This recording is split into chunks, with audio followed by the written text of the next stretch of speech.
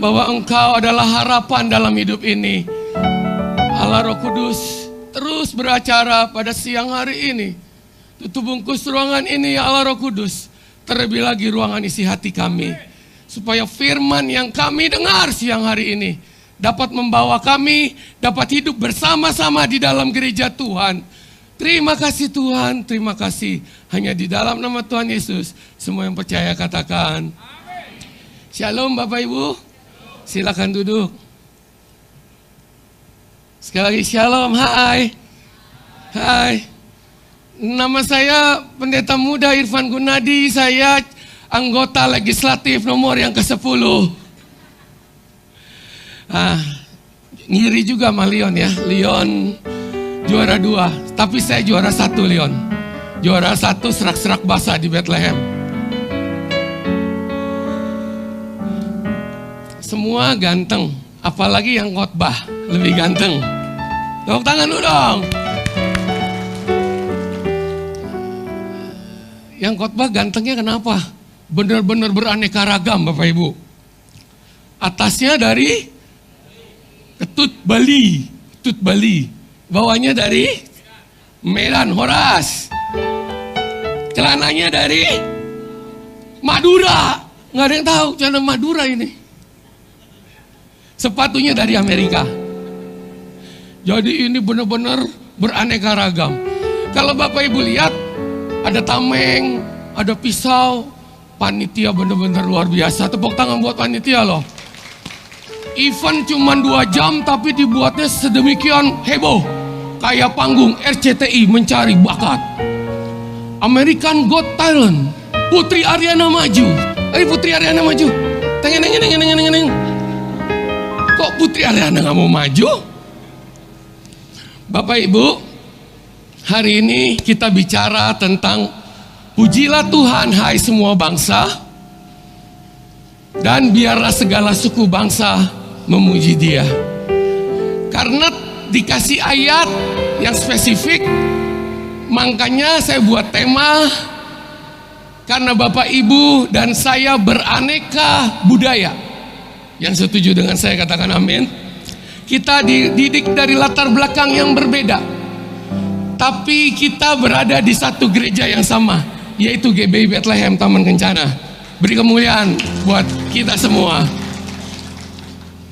Oleh sebab itu, sebelum acara kita lanjutkan, habis ini ada acara mencari baju daerah terbaik. Ada LM tahu LM? Lenteng Mulia, bukan Lenteng Agung gitu. Logam mulia, beneran, LM-nya beneran. Ada kipas, macam-macam hadiah.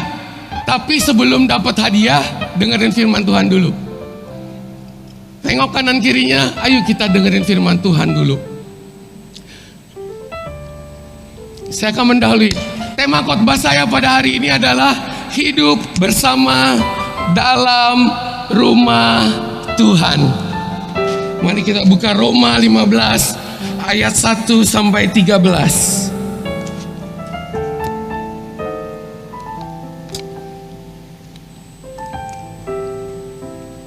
Ayo, boleh disetel ayatnya, ayat 1 sampai 13. Setidaknya 1 perikop, jadi saudara nggak ngutang baca ayat Alkitab ya. Mari kita buka Roma 15 ayat 1 sampai 13. Saya akan baca bagi saudara yang ganjil, dan Bapak Ibu akan bantu saya baca yang genap. Saya akan baca yang ganjil. Ayat 1, kita yang kuat wajib menanggung kelemahan orang yang tidak kuat, dan jangan kita mencari kesenangan kita sendiri. Silakan ayat 2.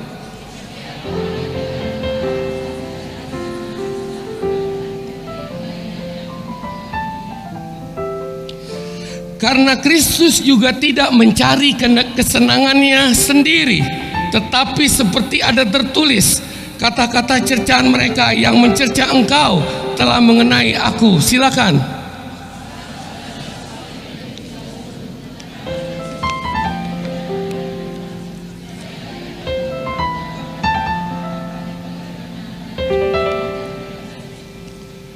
Semoga Allah yang adalah sumber ketekunan dan penghiburan mengaruniakan kerukunan kepada kamu sesuai dengan kehendak Kristus Yesus. Silakan.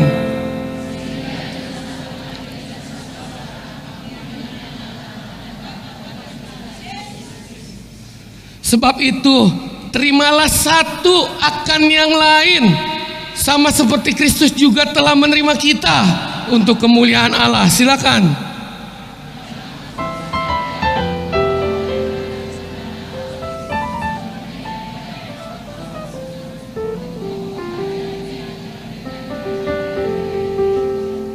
Dan untuk memungkinkan bangsa-bangsa supaya mereka memuliakan Allah karena rahmat-Nya seperti ada tertulis, sebab itu aku akan memuliakan engkau di antara bangsa-bangsa dan menyanyikan mazmur bagi namamu. Silakan.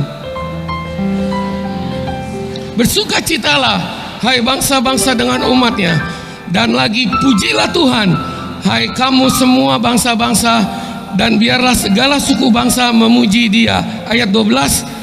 Dan selanjutnya kata Yesaya, Taruk dari pangkal Isai akan terbit, dan Ia akan bangkit untuk memerintah bangsa-bangsa, dan kepadanya lah bangsa-bangsa akan menaruh harapan. 13 bersama-sama.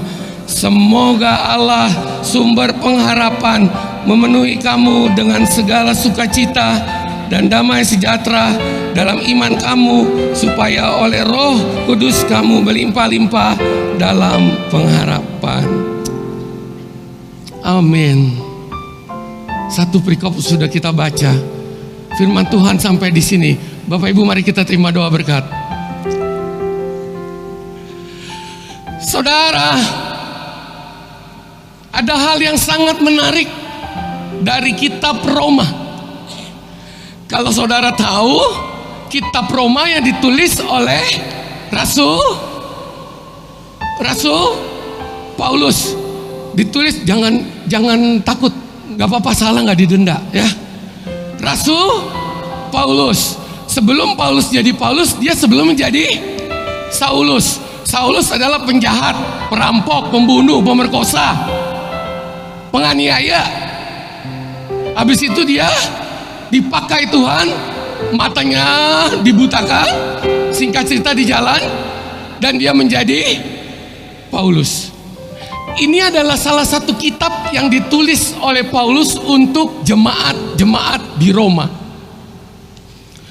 Kalau saudara baca betul tentang kitab Roma, sebenarnya kitab Roma bukan ditulis oleh Paulus. Ditulis oleh sekretarisnya, namanya Tertius. Ditulis oleh sekretarisnya, namanya Tertius. Tapi otaknya, pemikirannya, kata-katanya semua dari si Paulus. Dia tahu betul. Makanya kitab yang kita baca, yaitu kitab Roma, semua orang tahu ditulis oleh Paulus. Padahal dibantu oleh sekretarisnya, namanya Tertius. Saya punya sekretaris 2 atau 3 gitu. Sombong katanya.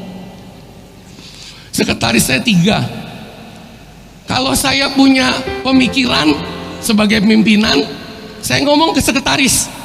Sekretaris harus catat. Sama di kantor, di pelayanan, di komsel, di pendataan jam 11, sekretaris harus catat.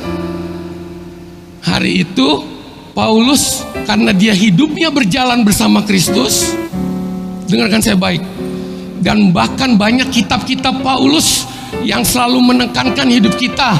Yang diajarkan Paulus sudah jelas tentang kuasa kematian, kuasa kebangkitan, dan terakhir kuasa Roh Kudus. Itu yang ditulis Paulus.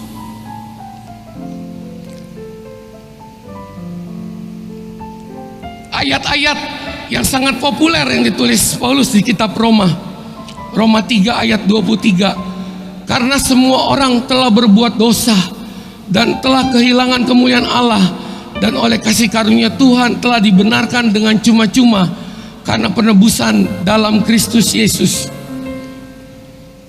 Roma 6 ayat 23. Sebab upah dosa ialah maut, tetapi karunia Allah ialah yang hidup kekal dalam Kristus Yesus. Roma 8 ayat 28.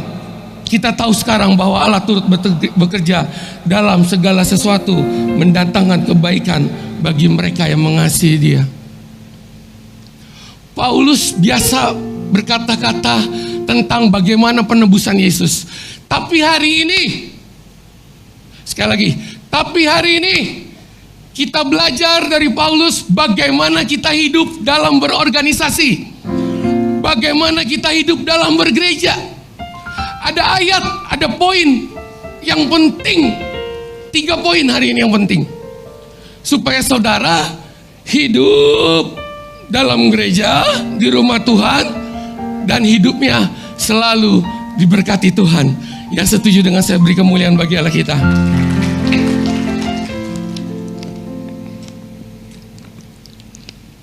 Jadi Paulus ini multi talenta. Dia bukan hanya bicara tentang keselamatan, tapi dia bicara tentang norma-norma kita, supaya kita yang bergereja hari-hari ini, jemaat saat ini yang modern, dapat mengerti tentang bagaimana hidup bersama-sama. Ayat 7, Roma 15 ayat 7 katakan begini, ini poin saya yang pertama.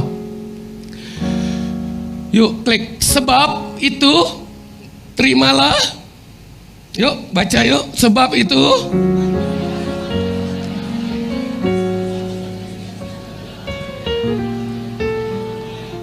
Nah, yang pertama saudara, bagaimana dapat saudara hidup bersama-sama dalam gereja yang semakin besar? Poin saya yang pertama, katakan bersama-sama, saling menerima. Sekali lagi, saling. Saya mencatat 3 hal tentang saling menerima. 1, tidak boleh mau menang sendiri. Yang setuju dengan saya katakan amin. 2, belajar mencari kesenangan orang lain. Yang siap bersama saya belajar mencari kesenangan orang lain, katakan amin. 3, tidak boleh pilih kasih, karena semua orang sama. Karena semua orang sama penting. Katakan amin. Coba boleh diklik sekali, Mas Jo. Nah, siapa yang udah ngopi pagi ini? Siapa yang udah ngopi? Siapa yang udah ngopi? Siapa yang udah ngopi? Belum? Sama. Udah kurang lebih seminggu lebih ya sejak kurang sehat. Minggu lalu gak bisa ibadah, bangunnya siang sekali. Tapi tetap ibadah online saya di rumah. Jadi udah seminggu lebih saya gak minum kopi. Seminggu lebih gak minum kopi. Jadi biasa minum kopi, kalau gak minum kopi agak-agak lemas. Tapi saya tetap semangat karena saya mau memberitakan sesuatu bagi saudara. Kalau kopi saudara yang hidup bersama ya, itu namanya kopi cappuccino, macchiato, espresso, macchiato. Apa tuh artinya? Artinya horas. Artinya bahasa Itali. Artinya gini, kopi enak, kopi susu, campur gula, campur esen, campur biji kopi. Ini yang saya mau kasih tahu, hidup bersama. Bisa gak si kopi bilang begini, itu cappuccino, espresso, americano itu enak gara-gara aku. Bisa gak? Halo? Si gula, itu kopi enak gara-gara aku. Bisa gak? Si susu, tahu gak tuh warnanya apa pendeta? Warnanya bagus, enak, nikmat. Gara-gara siapa itu? Gara-gara aku susu. Sama dalam hidup beragama, dalam hidup rukun, dalam rumah ibadah, tidak boleh aku yang menonjol. Yang setuju dengan saya katakan amin. Semua orang manusia sama rata. Ilustrasi yang kedua, boleh diklik. Nah, itu apa? Ada yang tahu? Sebuah tembok. Bisa gak tembok berkata, si semen berkata, si batu berkata, kerikil berkata, si pasir berkata, ini loh, tembok ini kokoh berdiri, gereja ini kokoh berdiri gara-gara aku semen doang. Bisa gak gereja ini tetap berdiri tegar di tengah pandemi gara-gara aku batu kerikil? Jawabannya apa saudara? Jawabannya? Makanya poin saya yang pertama, untuk hidup bersama-sama kita harus saling menerima satu dengan yang lain. Karena semua diciptakan Tuhan sama rata. Beri kemuliaan bagi Allah kita.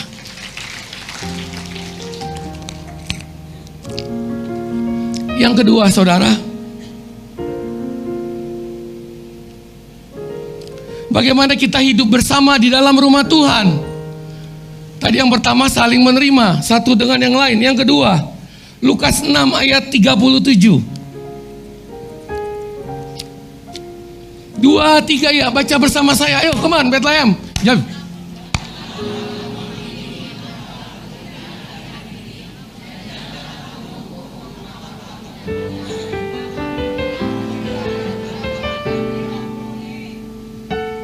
Yang kedua, mau hidup bersama di dalam rumah Tuhan, saudara tidak boleh saling menghakimi.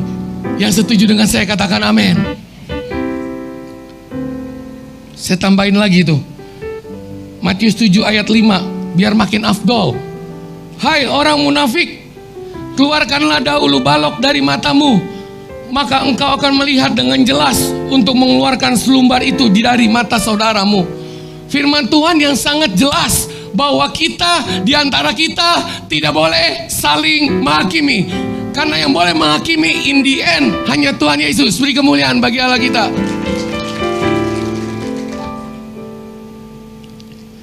Belum tentu kita suci dari orang yang kita hakimi.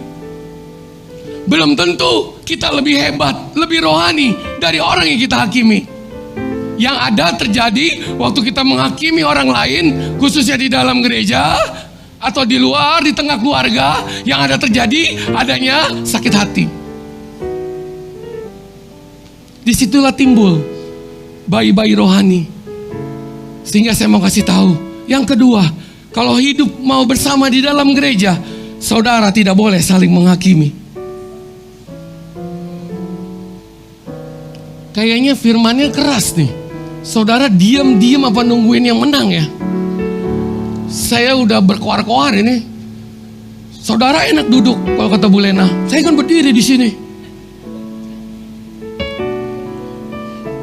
Terus bicara tentang jangan menghakimi. Ingat tabur tuai. Ingat tabur tuai. Sekali lagi yang setuju dengan saya beri kemuliaan bagi Allah kita. Wah, kok tumben nih firmannya kayaknya galak nih. Mesti saling menerima, nggak boleh. Biasanya kan kita semangat diberkati Tuhan, ya kan. Tapi gini saudara, karena saudara mau menjadi gereja yang besar. Oleh sebab itu saya harus mempersiapkan karakter-karakter saudara yang menjadi orang yang besar. Karakter orang yang besar, yang pertama dia harus saling menerima. Yang kedua, dia nggak boleh menghakimi satu dengan yang lain. Karena di akhirnya hanya Tuhan yang boleh menghakimi kita.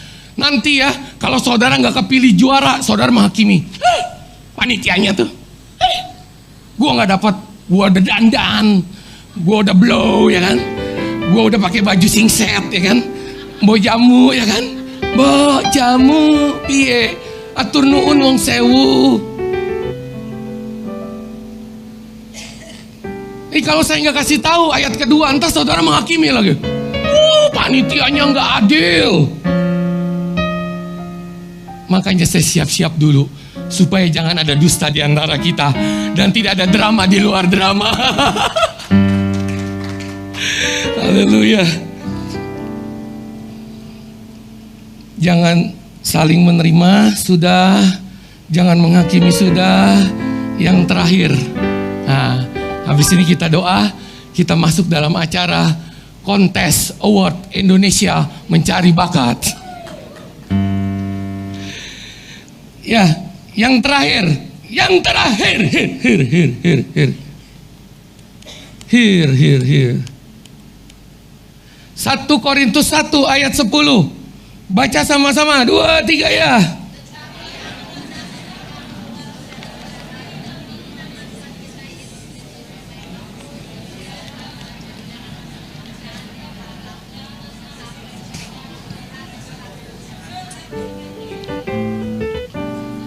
Poin saya yang ketiga, dan itu intinya.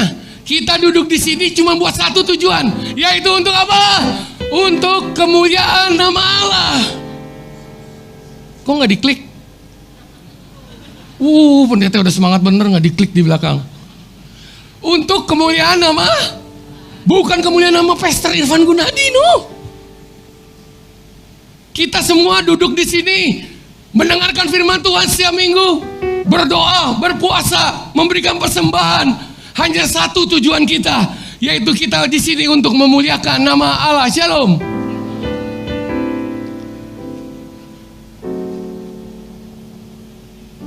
Mimbar adalah tempat yang kudus, yang tidak boleh disisipi dengan niat-niat tertentu.